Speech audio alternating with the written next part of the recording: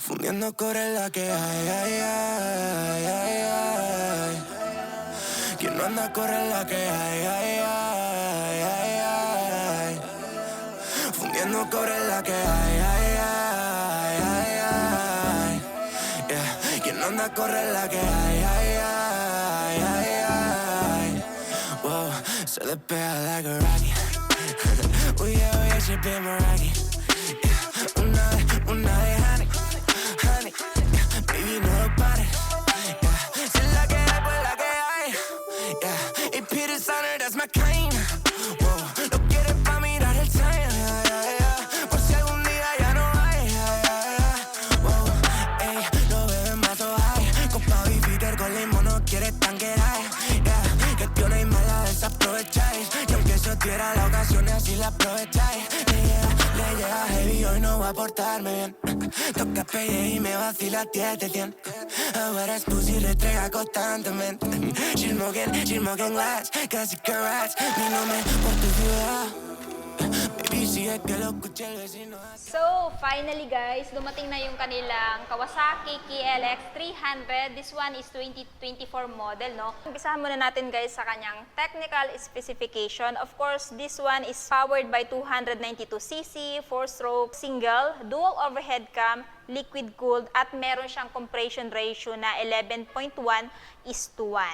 And good thing guys, this one is fuel injected na. Pagdating naman sa kanyang transmission, siya ay merong 6-speed return shift. So ngayon, dito tayo sa kanyang looks. Of course, meron siyang color combination na lime green, white, tapos meron din siyang decal sa magkabilang gilid, which is itong KLX 300. Tapos dito, ganun din.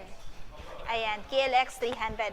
Pagdating dito sa kanyang headlight guys, meron din siyang sticker na Kawasaki, so yung brand niya, no?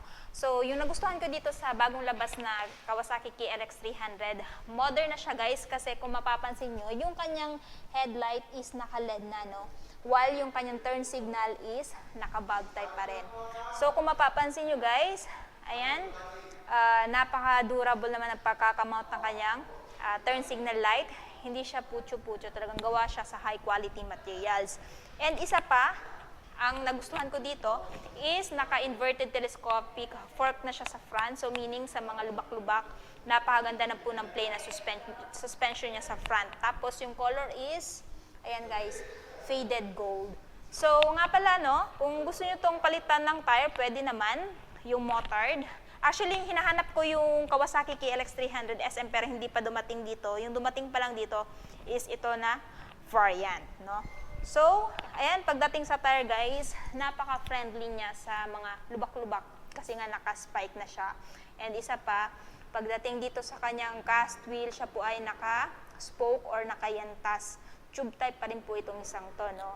So, meron siya tire size sa front na 3.00 by 21 at saka yung kinaganda nito guys, yung brand ng tire niya is Dunlop Nano. Ayan. So, single disc with dual pot piston brake caliper sa front. Tapos, meron na ding guard yung kanyang telescopic para nang sa ganun kung idadaan nyo to sa off-road, ayan, hindi madaling matamaan yung suspension niya sa front. And isa pa, meron na din siyang reflector, ayan, for added visibility during your night ride, no? If ever ito yung gagamitin nyo sa kalsada. Ayan. So, dito, ito yung kanyang horn, no? Ayan, tapos, ito yung kanyang frame dito guys, which is color silver na, no?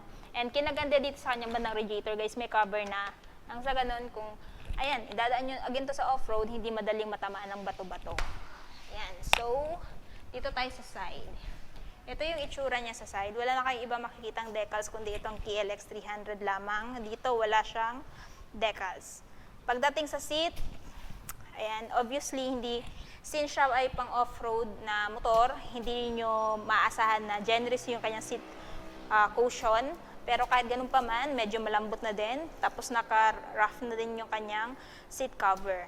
Pagdating dito, meron siyang hawakan ng angkas dito. So ito yung gamit nito guys, hawakan ng angkas. And isa pa, meron na din siyang built-in bag.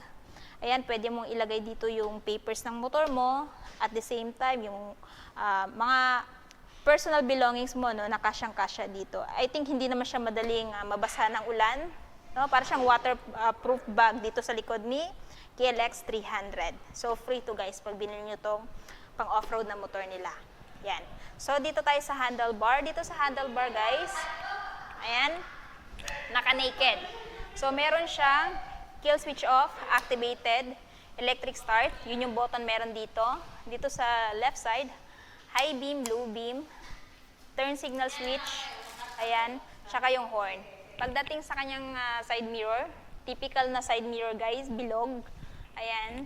So, stock pa rin siya, syempre. So, kung gusto niyo palitan to, pwede naman. Pero if I were you, ayokong palitan yung stock kasi mas durable siya, no? Kaysa sa mga aftermarket. Not unless kung branded na side mirror. Pagdating dito, naka-fully digital instrument panel na siya, pero hindi natin makita yung information na meron dito kasi nga ina-activate lang nito once ma-purchase na. So, meron siyang mode, reset button, check engine indicator, fuel indicator, ayan, temperature indicator, high beam, low beam, neutral at turn signal indicator. So, yun yung mga indicators meron itong si KLX 300.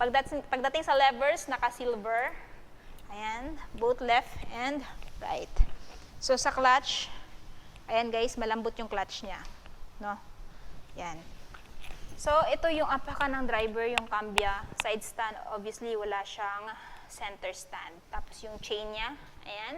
And dito sa likod, again, Dunlop pa rin yung brand na mayroong sukat na 4.60 by 18, tube type pa rin, no, made in Thailand.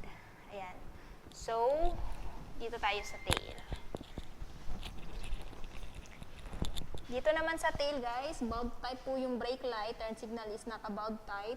Tapos may ilaw na din ng plaka dito para mas visible yung plate nyo pagkagabi. Reflector, ayan, pati dito side by side, no, para mas visible po kayo pagkagabi na rides nyo. Tapos yung kanyang rear fender, ayan. So, check natin yung kanyang, ano dito.